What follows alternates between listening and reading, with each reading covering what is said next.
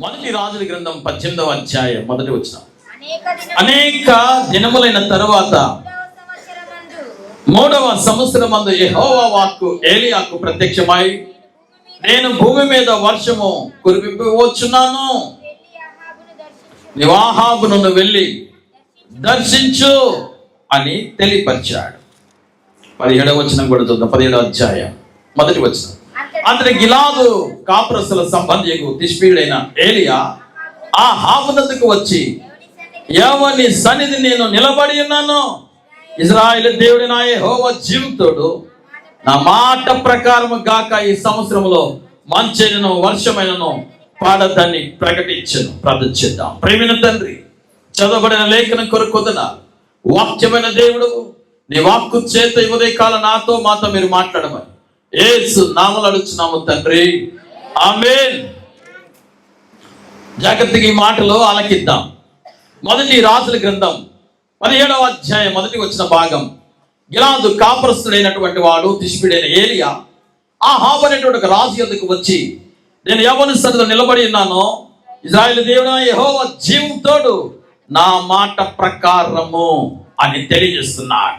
ఏమిటి ఇలాగున తెలియజేయడం గల కారణం? ఏలియా అనుభవాల్లో కలిగిన అనుభవాలను అనేక సార్లు మనం ధ్యానం చేశాం. మరొక నూతనమైన విషయాన్ని ఈ దినమందు మనం నేర్చుకోబోతున్నాం. ఆ కాలంలో అనేకమైన సమస్యలు ప్రజలు కలిగి ఉన్నారు. చాలా భయంకరమైన పరిస్థితులు ఉన్నాయి. అహాబు అనేటువంటి వ్యక్తి ఎవరో కాదు, అతడు ఒమ్రీ కుమారుడైనటువంటి వాడు, అంటే ఇజ్రాయేలుకు రాజు అయినటువంటి వ్యక్తి. ఇతడు ఇజ్రాయేలు శోభ్రలలో అతను అభిషేకించబడి 22 సంవత్సరాలు అతను ఏలుబడి చేశాడు. అహాబు అనేటువంటి రాజు 22 సంవత్సరాలు ఏలుబడి చేశాడు. 8వ సంవత్సరమే ఇతను రాజు అయిపోయాడు. 8వ సంవత్సరం ఇతను రాజు అయ్యాడు. ఇతని కాలంలో దేవునికి దృష్టికి చాలా చెడ్డ పనులు చేశాడు. తన పితరుల కంటే చాలా చెడ్డ పనులు చేస్తూనే వచ్చాడు. చాలా భయంకరంగా ఉన్నాయి. తన ప్రజలకు కూడాను, ఆ ప్రజలందరికీ కూడా దేవుని వైపు నుంచి వేరే విశ్వాసం వైపు త్రిప్పడం ప్రారంభించాడు. అతడు ఇతరులకు, అతను నమ్మినటువంటి విశ్వాసాలకు అతడు బలిపీఠలను కట్టడం ప్రారంభించాడు. ప్రజలకు కూడాను ఆ యొక్క పరిస్థితుల వైపుకి, ఆ బలిపీఠాల మీదకి అతను తట్టు త్రిప్పుతూ ఉన్నాడు. ప్రజలందరూ అలాగే మారిపోయారు. ఆ ప్రాంతంలో ఉన్నటువంటి వారు, అంతకుముందు వాక్యం తెలియజేస్తుంది 16వ అధ్యాయం చివరి వచనాలు మీరు గమనిస్తే, అతని కాలంలోనే ఈ యొక్క దేవుని కోపం అనేది చాలా భయంకరంగా రావడం జరిగింది. అంత మాత్రమే కాదు, బేతీలుడైనటువంటి హియేలు అనేటువంటి వ్యక్తి 31వ వచనం చెప్పబడుతుంది. యెరికో అనేటువంటి పట్టణానికి పునాది వేసిన వాడు, యెరికో పట్టణం కట్టబడ్డానికి మూల కారకుడు కూడాను ఇతని కాలంలో ప్రారంభమయ్యాయి. ఇది చాలా భయంకరమైన పరిస్థితి. అహాబు అక్కడితో ఆగిపోలేదు. దేవుని యొక్క బిడ్డలు, దేవుని వాక్యం తెలియజేస్తా ఉంది, దేవుని పిల్లలు, దేవుని విశ్వాసం కలిగిన వారిని, దేవుని ఎడల భయభక్తులు కలిగిన వారిని వివాహం చేసుకోవాలి. యవన బిడ్డలు చాలా జాగ్రత్తగా గమనించాలి. దేవుని యందు భయభక్తులు కలిగి అలాగ నడిచి నమ్మకంగా నిలబడి వారిని మీ తల్లిదండ్రులు తెలియపరిచిన రీతిగా మీరు వివాహం చేసుకోవాలి. వాక్యం ఈ రీతికి తెలియజేస్తా ఉంది. అహాబు ఒక తప్పు చేశాడు. ఏంటో తప్పు? ఎక్కడి నుంచి ప్రారంభమైంది? ఇంత మిస్టేక్ ఎక్కడి నుంచి వచ్చింది? ప్రజలందరూ పాపంలో పడిపోవడానికి గల కారణం ఏంటి? వాక్యం అంటుంది, ఇతను వివాహం చేసుకున్నాడు. సీదోనీలు రాజైనటువంటి యెజ్బాయేలు కుమార్తెను అతడు యెజబేలును వివాహం చేసుకున్నాడు. అతడు వారు ఇతర విశ్వాసాన్ని ఎరిగి నడిచేటువంటి వారు ఆమెను వివాహం చేసుకున్నారు. అంటే ఆమె గురించి అనేక రీతిలుగా వాక్యం చెప్పబడతా ఉంది. 2వ రాజుల 1వ అధ్యాయం 22వ వచన భాగంలో యెజబేల్ ఎలాంటిదో చెప్పబడింది. యెజబేల్ జారత్వాన్ని చేసేది. ఆమె తన శరీరం జారత్వంలో నడిపించుకునేటువంటిది. అలాంటి దాన్ని వివాహం చేసుకున్నారు. చిల్లంగితనం కలిగినటువంటిది. ఆమె చాలా డెమోన్స్ అనగా దయ్యపు ఆత్మ కలిగినటువంటిది. ఆ బైబిల్ లేఖన మొదటి రాజుల గ్రంథం ఈ రీతికి తెలియజేస్తా ఉంది. ఆమె ఆధిపత్యం కలిగినటువంటిది. చాలా ఆధిపత్యం కలిగి ఉంటుంది. Dominating spirit. ఆమె చెప్పిందే వినాలి. చాలా మందికి ఇదే ఆలోచన ఉంటుంది. నేను చెప్పిందే వినాలంటారు, నేను చెప్పినట్లు చేయలేదంటారు పిల్లలు, నేను చెప్పినట్టు వినటం మర్చిపోయావు అంటది భార్య. Dominating spirit. ఏమి ఈ రీతిగా నడిచేటువంటి వ్యక్తి. మొదటి రాజులు 18వ అధ్యాయం 4వ వచనంలో యెజెబెలు యెహోవా ప్రవక్తలను నిర్మూలన చేయుచుండగా 50 మందిని వారిని పోషించను. దేవుని ప్రవక్తలు సైతం ఏం చేస్తుంటే చంపివేసింది, విధ్వంసం చేసింది. బైబిల్ లేఖనం అంటుంది, ప్రకటన గ్రంథం 2వ అధ్యాయం 20వ వచనం, దేవుడే అంటే నీ మీద ఒక తప్పు ఒకటి మోపాలనుకుంటున్నాను. ఏమిటి అంటే, నేను ప్రవక్తలను చెప్పుకోను, యెజెబెలు స్త్రీని నేను ఉండనిచ్చిన్నావు. నీ లోపల ఏం జరుగుతుందంటే నీ శరీరంలో జాగ్రత్త జరుగుతుంది. నేను తినుటకు నీవు దాన్ని బోధించు, నువ్వు మోసం చేస్తున్నావు. ఇలాంటి వ్యక్తి కాలం దయచేసి గమనించాలి. ప్రజలందరూ కూడాను సమరయ పట్టణం పూర్తిగా పాడైపోయింది. ఇశ్రాయేలు ప్రజలు పూర్తిగా పాడైపోయారు. వారందరూ పాపంలో కొనిపోబడ్డారు. సమస్య చాలా కఠినమైన, జటిలంగా ఉంది. సమస్య పెద్దగా ఉండగా నా దేవుడు తిష్బీడైనటువంటి ఏలియాను ఆహాబు యొద్దకు నిలవబెట్టాడు. నేను ఎవరి సన్నిధిలో నిలబడ్డాను, ఎవరి మాట, నా మాటని చెప్తున్నాను, ఆ మాటను రూఢి చేయి దేవుడున్నాడు నా ప్రక్కన. నా దేవుడు కార్యం చేయవాడు. ఇదిగో ఆహాబు, జాగ్రత్త పడు, వర్షమైనను మంచైనను కానీ భూమి మీద పడదు, జాగ్రత్త పడు. సమస్య ఒకవైపు ఉంది, దేవుడు పరిష్కారంగా ఒక సేవకుడు నిలబెడుతున్నాడు.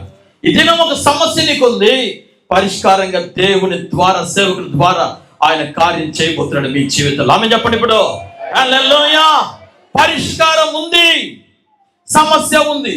ఫరో రూపేణ ప్రజలందరికీ సమస్య. కనీసం రూపాయి ఒకటి లేదు, కష్టపడిన దాన్ని జీతం ఒకటి లేదు, పని చేయించుకున్నాడు, బానిసలుగా మార్చేశాడు. పరిష్కారం లేదనుకుంటున్నారు, జీవితం అంతా కఠిన దాస్యం చేయాలనుకుంటున్నారు. సమస్య కఠిన దాస్యంలోకి తీసుకెళ్తుంటే దేవుడు పరిష్కారం రూపేణ దేవుడు మోషే నిలబెట్టి నడిపించడం ప్రారంభించాడు. తన ప్రజలందరూ విడిచిపెట్టేవాడు కాదు. సమస్య ఒక ప్రక్క నిలబడుతుంటే పరిష్కారంగా దేవుడు ఒక వ్యక్తి నిలబెడుతూ నడిపిస్తాడు. ఎలీషా కాలంలో బెన్హదదు ఒక సమస్యగా ఉన్నాడు, పరిష్కారంగా దేవుడు ఎలీషా నిలబెట్టాడు. మరొక వైపు తన ప్రజలకు పరిష్కారం లేక వారికి ఎరికో గోడలు నిలబడతా ఉన్నాయి. ఎరికో గోడలను కూల్చివేటకు, ఎరికో గోడ చుట్టూ కూడా కార్యం చేయటకు దేవుడు పరిష్కారం కొరకై తన ప్రజలకు యెహోషువకు మోషేకు తోడైనట్లుగా దేవుడు అతనికి తోడై ఉన్నాడు. అతని విడిచిపెట్టేవాడు కాదు. సమస్య ఉంది ఒక ప్రక్కన. హేరోదు రాజు ఒక సమస్య. ప్రజలు పుట్టినటువంటి 2 మగపిల్లలకు 2 సంవత్సరాల మగపిల్లలందరూ కూడాను చంపివేయబడ్డారు. దేవుని వాక్యం సమస్యకు పరిష్కారం. యేసు నిలబడి ఉన్నారు, యోహాను నిలబడి ఉన్నారు. సమస్య సృష్టించింది లూసిఫర్. ఓ ప్రక్కన అనుదినం ఏదో ఒక చిక్కు ప్రశ్నలు, చిక్కు ముడులు, చిక్కు శోధనలు, చిక్కు కాల పరిస్థితులు, ఆటంకాలు కలిగిస్తుండగా యూదా గోత్ర సింహమైనటువంటి యేసు సమస్యకు పరిష్కారం అయి ఉన్నాడు. ఆమె చెప్పండి ఇప్పుడు. హల్లెలూయా. సమస్య ఉంది, సమస్యలో పరిష్కారం దేవుడు సేవకుడు నిలబెడుతున్నాడు. సమస్యలు ఉంది, ఆ కాలం అంతా చీకటిమయమైపోయాయి, ప్రజలందరూ పాడైపోతున్న కాలం. దేవుని సేవకులు పిల్లలు కూడా పాడైపోతా ఉన్నారు. ఏమిటి? సమూయేల్ దేవుడు పరిష్కారముగా ఆరిపోతున్న దీపాన్ని వెలిగించినట్లుగా సమాజాన్ని వెలిగించకై దేవుడు పరిష్కారంగా సమూయేలు నిలబెట్టాడు. సోదరు చెప్పండి ఇప్పుడు గట్టిగా. హల్లెలూయా. పరిష్కారం ఉంది. ఎలీషా దగ్గర గేహాజీ ఏడుస్తున్నాడు. మనం ఇప్పుడు ఏమి చేయదము? చుట్టూ దగ్గర శత్రువులు వచ్చేసా, చుట్టూ దగ్గర శత్రువులు కమ్మివేశా, ఏమి చేయాలి? చనిపోతాం. ఇంకా సమస్య జటిలమైపోయింది, మనం ఎక్కడికి తప్పించుకోలేం. ఎలీషా అంటున్నాడు, ఇదిగో పరిష్కారం, వీడి కన్నులు తెరవజేయ, వీడు చూడాలి. కన్నులు తెరవజేయమని ప్రార్థించగా అతని కన్నులు తెరిచి చూడగా చుట్టూ అగ్ని రథములతో కూడినటువంటి అతను చూడగలటం ప్రారంభించాడు. ఆమేన్ అంటే చెప్పండి. హల్లెలూయా. ఇంత గొప్ప అద్భుతం దేవుడు చెప్తున్నాడు, ఇప్పుడు కేరేదు వాగు దగ్గర ఉండు, అక్కడ నువ్వు ఆ నీటిని తాగు, అక్కడ నేను కాకుల చేత ఆహారాన్ని పంపిస్తాను, వాటికి నీకు ఆజ్ఞాపించాను. కాకి అసలు మారు మనసు ఉండదు, పట్టుకుందా మింగేస్తుంది. కానీ దానికి దేవుడు మారు మనసు ఇచ్చాడు. అది నోటిని కరుచుకొని తన సేవకుని పోషించడం ప్రారంభించింది. అక్కడతో ఆగిపోలే, నీళ్ళు ఎండిపోయాయి కదా, నువ్వు బాధపడద్దు. పరిస్థితులు ఎండిపోయా, నువ్వు బాధపడద్దు. నీ ఆర్థిక లెవెల్స్ పడిపోయినా నువ్వు బాధపడద్దు. నీ ఆర్థికంగా ఆరోగ్యపరంగా బలహీనమైన బాధపడద్దు. ఇక్కడ నుంచి నువ్వు ఇక్కడికి ఫలా నిలబడు, అక్కడ నేను పోషించబోతున్నాను. నేను సారేపాతులో ఉన్న ఒక విధురాలికి నేను ఆల్రెడీ ఆజ్ఞాపించాను, నువ్వు అక్కడికి బయలుదేరి వెళ్ళు. ఏం ఆజ్ఞాపించాడు? తన దగ్గర ఉన్న కొంచెం పిండి నూనెకి ఆజ్ఞాపించాడు. దేవుడు తన కాలం ఇది తినే ఆగిపోతేమో జీవితం అనుకుంది. తన పిల్లవాడి పూటకే వచ్చి ఆహారంతో ఆగిపోతాడు అనుకుంటుంది. కానీ నా దేవుడు అదే ఆహారం, అదే నూనెతో కరువు కాలం అంతా పోషించడానికై దేవుడు ఆజ్ఞాపించాడు. దేవుడు ఆజ్ఞాపించిన వాడు, ఏరియా కొరకు ఆజ్ఞాపించిన దేవుడు, అదే దేవుడు నా కొరకు నీ కొరకు ఆజ్ఞాపించాడు. ఇక అయిపోయింది నా జీవితం అనుకుంటున్నావు, ఇక అయిపోయింది సమస్యలో ఉన్నాను అనుకుంటున్నావు. నీ సమస్యకు పరిష్కారంగా ఆయన ఆజ్ఞాపించి నిలబెట్టబోతున్నాడు. నిలబెట్టబోతున్నాడు. నీ ఉన్న స్థలంలో నేను ఆజ్ఞాపించినాడు. నీ బలహీనమైన పరిస్థితులను బలపరిచి కార్యం చేసి నిలబెట్టగలిగిన వాడు, నీ నిరుత్సాహం తొలగించి ధైర్యం చేత నింపకి నడిపించగలిగిన వాడు. ఆమేన్.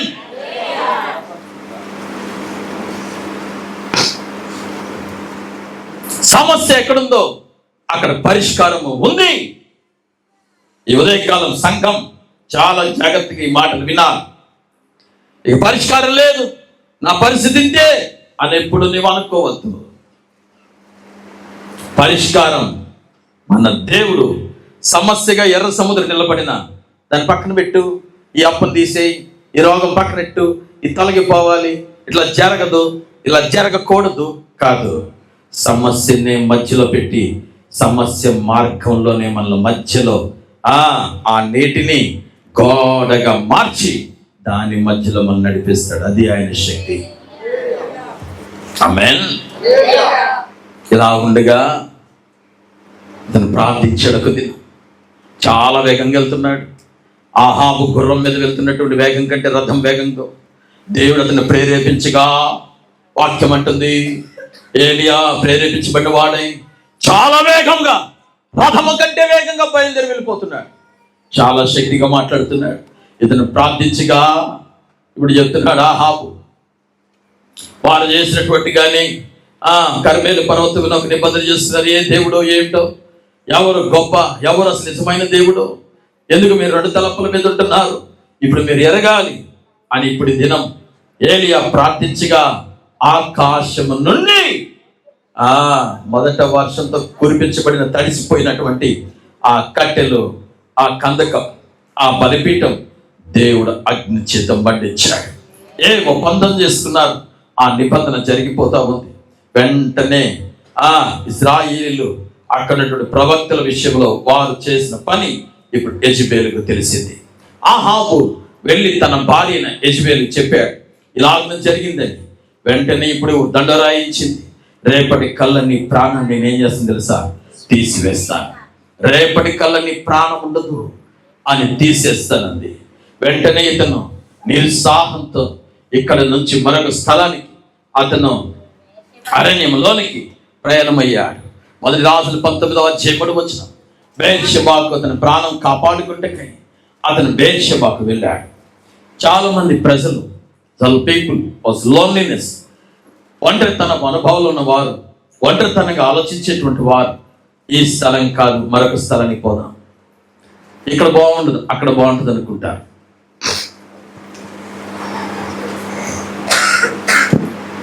మరొక స్థలం, ఒక స్థలం తర్వాత మరొక స్థలం. ఒక దిన ప్రయాణం అంతా అతను అరణ్యాలకు పోయి అక్కడ బదే వృక్షం కింద కూర్చుండి మరణాపేక్ష కలిగిన వాడై దేవుని దగ్గర ఇలాగని ప్రార్థిస్తున్నాడు. ఏమని? ఈ చిన్న మాటలు మనం ధ్యానం చేసి ముగిచ్చేద్దాం. చదవండి. యెహోవా నేను ఎక్కువ కాదు, ఇంత మటుకు చాలు, నా ప్రాణాన్ని నీకు తీసేసుకో. జాగ్రత్త వినండి. ఇప్పుడు ఒక చిన్న పదాన్ని చెప్తాను. నేను నా అనుభవంలో చిన్న పదాన్ని మీకు నేర్పించాలనుకుంటున్నాను. ఇతరుల ప్రవర్తన వలన మన మనసు బాధపడితే, ఇతరుల ప్రవర్తన వలన మన మనసు బాధ కలిగితే ఆ తప్పు ఇతరులది కాదు. మళ్ళీ చెప్తున్నా, ఇతరుల వలన మన మనసు బాధపడితే ఆ తప్పు ఇతరులది కాదు, త్వరగా బాధపడే నీ మనసుది.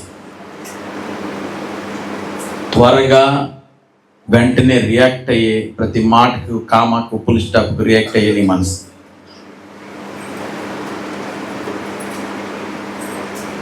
ప్రతి చిన్నదానికి రియాక్ట్ అయిపోవడం, ప్రతిదానికి ఇలా ఉండాలి, వాళ్ళు ఎలా ఉన్నారు ఇలాగా చెప్పుడు మాటలు విని వెంటనే, అట్లా కాదు, అది కరెక్ట్ కాదు. కొన్నిసార్లు మనుషుల వల్ల, వ్యక్తుల వలన, సమాజంలో, లేకపోతే నీ వ్యక్తిగతంగా ఆర్థికంగానో అనారోగ్య పరంగానో ఇంకేదైనా మనుషుల మాటలు, బంధువుల మాటలు, ఎత్తుబడి మాటలు, దెప్పే మాటలు, పైకి బాగా మాట్లాడుతూ వెనకెళ్ళిన నొసలు దగ్గరించేటువంటి వ్యక్తులు సమాజంలో ప్రతి చోట ఉంటారు. అది చదువులోనూ, ఎడ్యుకేషన్లోనూ, వ్యాపారంలోనూ, ఉద్యోగుల్లోనూ, ఇంటిలోనూ, కుటుంబంలోనూ, బంధువుల మధ్యలో. మనిషి ఒకరు ఎదుగుతున్నారా, ఒక చక్కగా ఉన్నారా, వెంటనే అసూయపడేటువంటి మనుషులు చుట్టూతో ఉంటారు. మీరు గమనించాలి.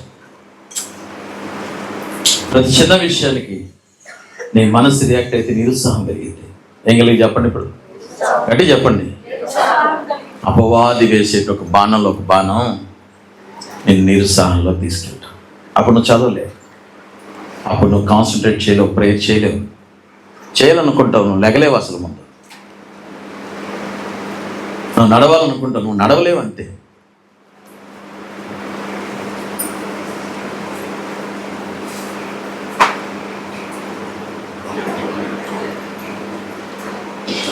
కానీ ఇలాగ ప్రార్థన చేస్తున్నాడు. ఏమనంటే, ఇంత మటుకు చాలు, నా ప్రాణాన్ని తీసుకొచ్చు. దేవుని చేతిలోకి తన ప్రాణాన్ని అప్పగిస్తున్నాడు. మొదటి విషయం. మరొకరి చేతిలో జీవించడానికి ఇష్టం లేని వ్యక్తి, మరొకరి చేతిలో, శత్రు చేతిలో తన ప్రాణం పెట్టడానికి ఇష్టం లేని వ్యక్తి, యెజబెలు చేతిలో చనిపోవడానికి ఇష్టం లేని వ్యక్తి, దేవుడు జీవగల చేతిలో తన ప్రాణాన్ని అర్పించాలనుకుంటున్నాడు. నా ప్రాణాన్ని నువ్వే తీసేసి మనుషుల చేతిలో పడుట కంటే దేవుని చేతిలో పడుట, లేదా అప్పగించుకునుట, అది ధన్యత, మళ్ళీ పైకి లేవలేదు. అపవాది నిరుత్సాహంలో చెప్పే మాట, అపవాది నిరుత్సాహంలో చెప్పే మాట ఏంటంటే, ఎందుకు నువ్వు ఇంకా బ్రతికే ఉన్నావు,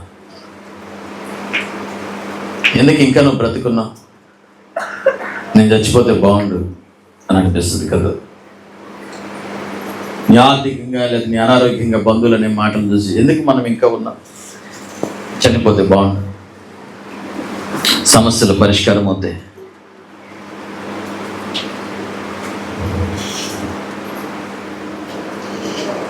సమస్యలు నీ మీద పొంగి పొర్లెట్లు వస్తున్నా నువ్వు దేవునికి అప్పగించుకొని చూడు ఒకసారి హృదయపూర్వకంగా.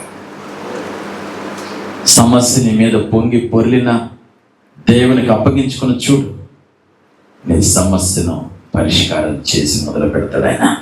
నువ్వు ఎక్కడ పడిపోయావో అక్కడ నేను పైకి లేవనెత్తడం ప్రారంభిస్తాను. ఆమె చెప్పిన గట్టిగా హల్లెలూయా.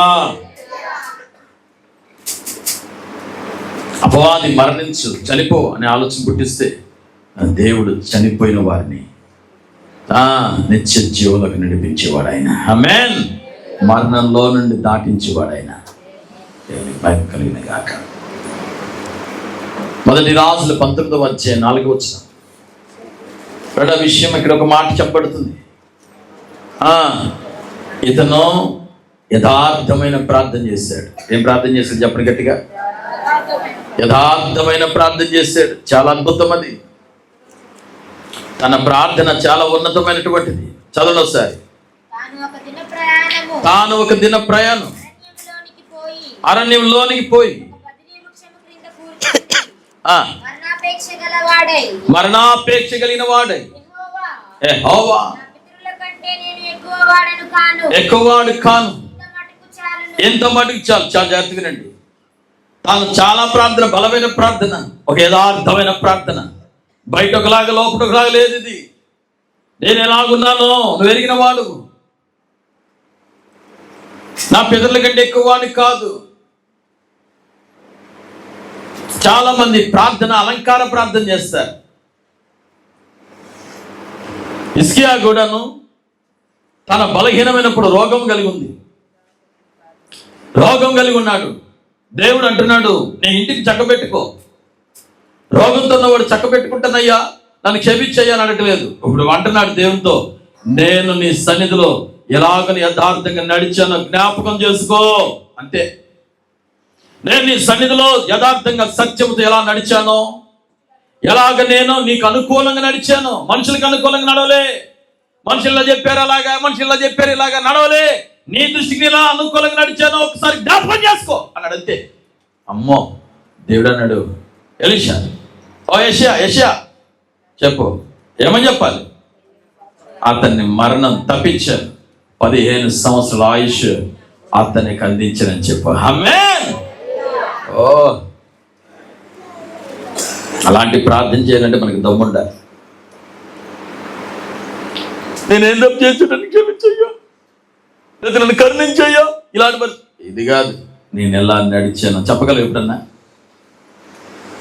నేను ఎలా నడిచాను, యథార్థంగా ఉన్నాను నేను. I'm honest.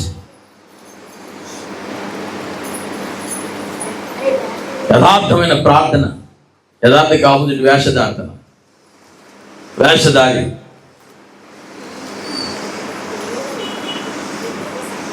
పైకి ఒకలాగా, లోపల ఒకటే కాదు.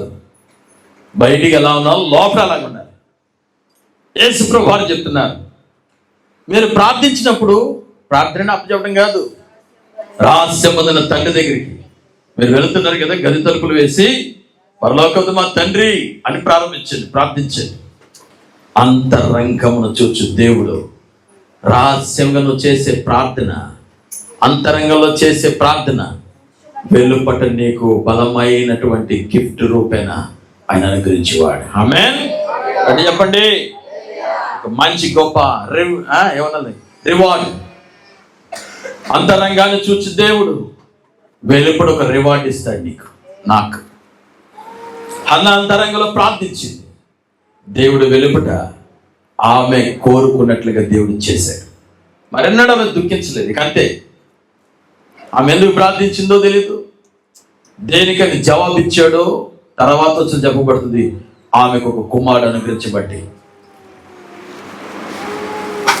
అంతరంగం దేవునికి వాక్యాలు అప్పచెప్పడమో ప్రార్థనలో, లేకపోతే దేవునికి మననో, దేవునికి ఒకరి గురించి ఎలుగెత్తి చెప్పడమో కాదు.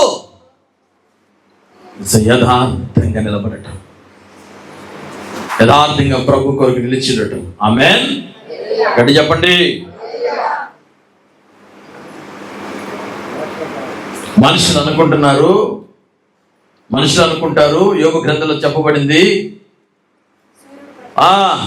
ఎన్నో అధ్యాయం, 31వ అధ్యాయం 25వ వచ్చిన భాగంలో మనుషులు అనుకుంటున్నారు. 24వ వచ్చిన కూడా గమనించండి. మనుషులు అనుకుంటున్నారు, సువర్ణం ఉంది నాకు, బంగారం ఉంది నాకేంటి అని అనుకుంటారట. నాకు బంగారం ఉంది, దేవుడు ఇచ్చాడు.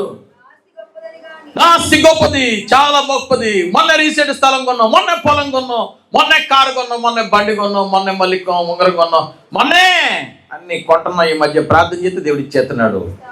ఓ అనుకుంటున్నారు కదా. మనిషి అనుకుంటాడటండి.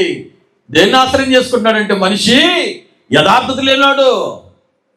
చెప్పబడుతుంది ఈ మాట, జాగ్రత్తగా వినాలి. ఇప్పుడు మనిషి అనుకుంటున్నాడు ఇలాగన, చాలా సొంత జరిగింది, చాలా అద్భుతంగా ఉంది. ఇప్పుడు నా గిన్నె నిండి పొంగి పొరుతుంది, నా ప్రాణమ తిని తాగి సుఖించు, ఓదారంగుల వస్త్రాలు, డైలీకి మంచి డ్రెస్ వేసుకొని తిరుగు అనుకుంటుందండి. ఇది ఏమైనా ఆగింది ఏంటండి? 10 రూపాయలు ఉంటే. కొంతమంది డబ్బు బట్టలు పిచ్చోళ్ళు ఉంటారు, తగ్గునేసుకోవాలి, టిగిటిగిడిగిడిగిడిగిడిగిడిగిడిగిడిగిడి కొత్తదిగా వచ్చే నెల మొదలైంది. ఎంత జరిగినా అదే ఇది ఇదే. ఏమి లేకపోయినా ఏమన్నా అనుకుంటారండి మరి రోల్డ్ గోల్డ్ వరకు ఏమండి. నేను మొన్న బ్యాంక్కి వెళ్ళాను, బ్యాంకులో మొన్న ఫ్రెండ్ రోల్డ్ గోల్డ్ చేస్తుంటాను, 1 గ్రామ్ గోల్డ్ అన్నా. నాకు ఆశ్చర్యమైంది.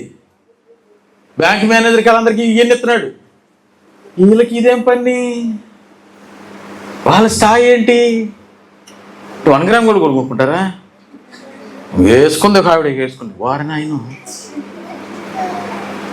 జనాలు చూపించుకోవద్దండి మరి స్టేటస్.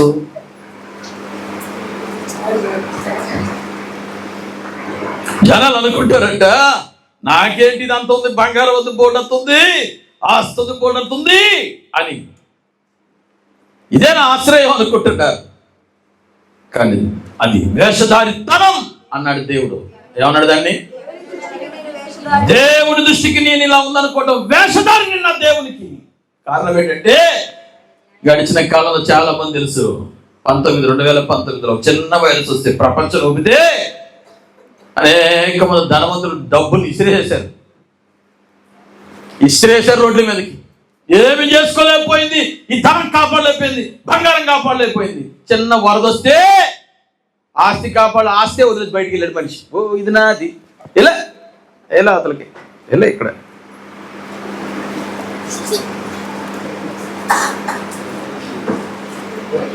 ఇది నాది, నా ట్యాంక్, నా వాటర్ లేదు, గేటర్ లేదు, ట్యాంక్ మోటార్ అంతా పోయింది. వాటర్ నీళ్ళు లేకపోతే ఇంకే ఉంటుంది నాయన.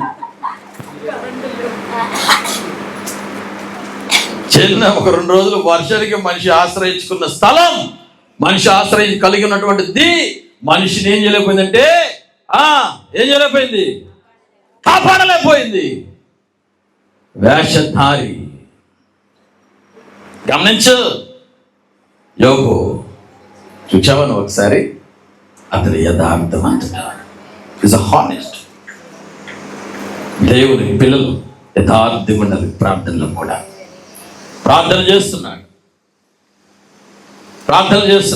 కుటుంబంలో నీ పరిస్థితులు తగ్గట్టుగానో, లేకపోతే ఇప్పుడు తగ్గట్టుగానో, ఆటలు తగ్గట్టుగానో మనం తగినట్టుగా ప్రార్థన చేసేస్తాం. ఈరోజు ఈ చిన్న అప్పు ఉంది, లేకపోతే ఇలా సమస్య ఉంది, ఇలా తప్పించుకోవాలి, దేవా ఇవాళ కంటకపడకూడదు. ఇది కాదు, ఇది నా పితరుల కంటే గొప్పని కాదు. లోపల ఏమి కలిగి ఉన్నాడు, వెలుపట దేవుడికి అదే చెప్తున్నాడు. ఇది నా పరిస్థితి.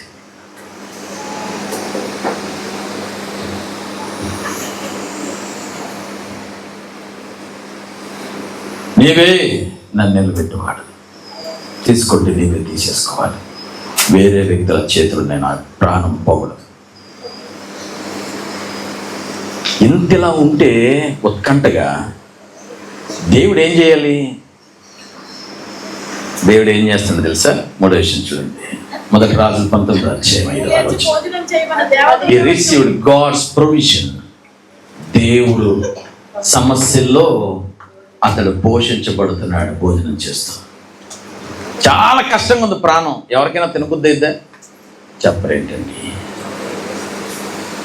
ఎంత ఆకలిగా ఉన్నా ప్రాణం నీరసమైపోయి చాలా బాధగా వేదనగా ఉందనుకో, భోజనం ఒక్క ముద్ద కూడా మింగుపడదు, తినలేము, అసలు ముందు తినలేము, నాకు వద్దంటారు. దేవుడు ఇతడేమో చనిపోవాలనుకుంటుంటే దేవుడు అంటున్నాడు, నువ్వు భోజనం చేసి శక్తికి మించిన ప్రయాణం చేయవలసి ఉంది. ఆమేన్. భోజనం చేయి. కాల్చబడినటువంటి అప్పం అతని చేతికి అందించబడింది. తిన్నాం. ఎప్పుడు? అతను సమస్యలో ఉండగా నా దేవుడు పోషించడం మాత్రం ఆపటం లేదు. ప్రాణం నిస్సత్తుకి వెళ్ళిపోయింది, పోషించడం ఆపట్లేదు. ఏ రీతిలో తిన్నావు కదా, కాకుల చేతన ఆగిపోలేదు. పోయిన వారమేగా మంచి భోజనం తిన్నావు, బిర్యానీ తిన్నావు అని ఆగిపోలేదు. రాజుల చేత ఆహారం భుజించని ఆగిపోలేదు. సారే పాప దగ్గర పంపించి అతను పోషిస్తున్న దేవుడు. అదే దేవుడు బలహీనమై నిరుత్సాహంతో ఒక గుహ దగ్గర నిలబడిపోయినప్పటికీ అక్కడికి కూడా దేవుని యొక్క సమృద్ధి ఆహారం అతనికి అందించబడుతుంది. ఆమేన్. నువ్వు నా బిడ్డవు, నా కుమారుడు, నా కుమార్తెవు. నువ్వు ఉన్న స్థలం దగ్గరికి నా దేవుడు పరిష్కారం చేయబోతున్నాడు. ఈ దినము నీ జీవితంలో కూడా చేయబోతున్నాడు. కనుక నీకున్న పరిస్థితుల మధ్యలో ఆయన చేయబోతున్నాడు. ప్రభు కొరకు నిలబడు, ఆయన నీ కొరకు కార్యం చేయబోతున్నారు. ఆమేన్. లేచిబడదాం, ప్రార్థన చేద్దాం. లేచిబడిన ప్రార్థన చేద్దాం. ఏలియా కాలంలో సమస్యలు, ప్రజలు పాపంలోనే పడిపోతుంది. నిలవబెట్టుటకు శక్తికి మించిన ప్రయాణం చేయడం ఏలియా నిలబెడుతున్నారు. నీ సమస్యలు నా దేవుడు నిలబెట్టినాడు. పరిష్కారం ఆయనే. ప్రశ్నించే ప్రతి ప్రశ్నకు జవాబు ఆయనే. భయపడకు, ధైర్యంగా నిలబడు, నిలబడు, నిలబడు, నిలబడు. కృంగిపోవద్దు, కృంగిపోవద్దు, కృంగిపోవద్దు, భీతి చెందద్దు. పరిస్థితులన్నీ చేజారిపోయినా, ఎంతగానో శ్రమ పడినా, ఫలితమేమి లేకున్నా, అనుకున్నవన్నీ దూరమైపోయినా, మంచి రోజులు వస్తాయని నిరీక్షనే లేకున్నా, పరిస్థితులన్నీ ఎంతగానో శ్రమ పడినా, అనుకున్నవన్నీ దూరమైపోయినా, మంచి రోజులు వస్తాయని నిరీక్షనే లేకున్నా, మారది తలరాతని దిగులు పడకుమా, మారాను మధురముగా మార్చును నీకై, మారది తలరాతని దిగులు పడకుమా, మారాను మధురముగా మార్చును నీకై, శత్రువు చేతికి అప్పగించడు. గట్టిగా చెప్తాం.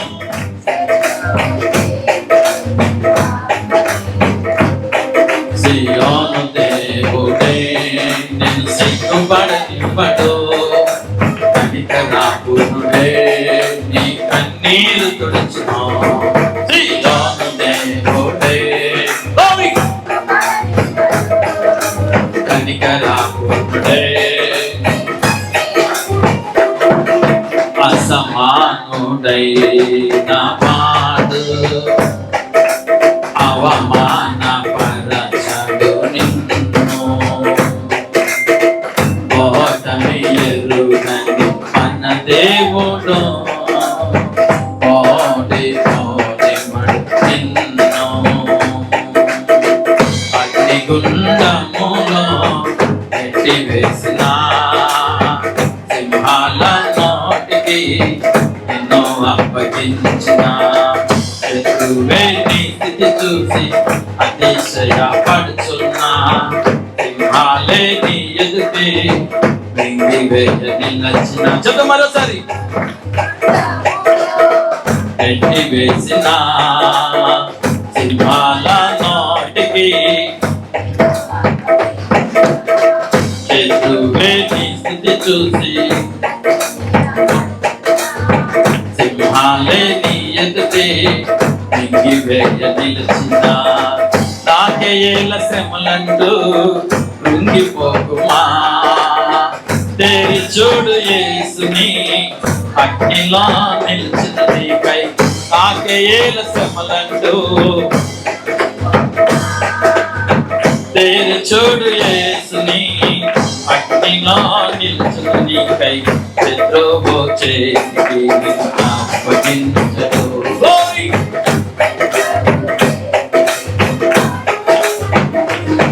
సియోను దేవుడే సిగ్గుపడనివ్వడు, కనికరాపునుడే నీ కన్నీరు తుడుచును. సియోను దేవుడే నిన్ను సిగ్గుపడనివ్వడు, కనికరాపునుడే నీ కన్నీరు తుడుచును.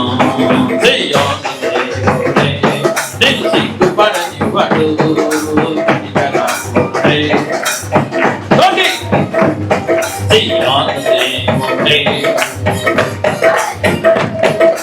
కనికరాపునుడే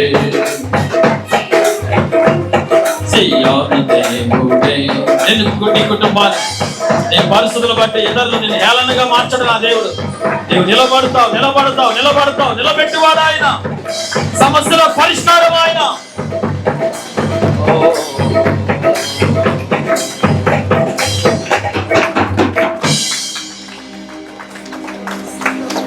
సియోను దేవుడే నిన్ను సిగ్గుపడనివ్వడు, కనికరాపూర్ణుడే నా నీ కన్నీరు తుడచును.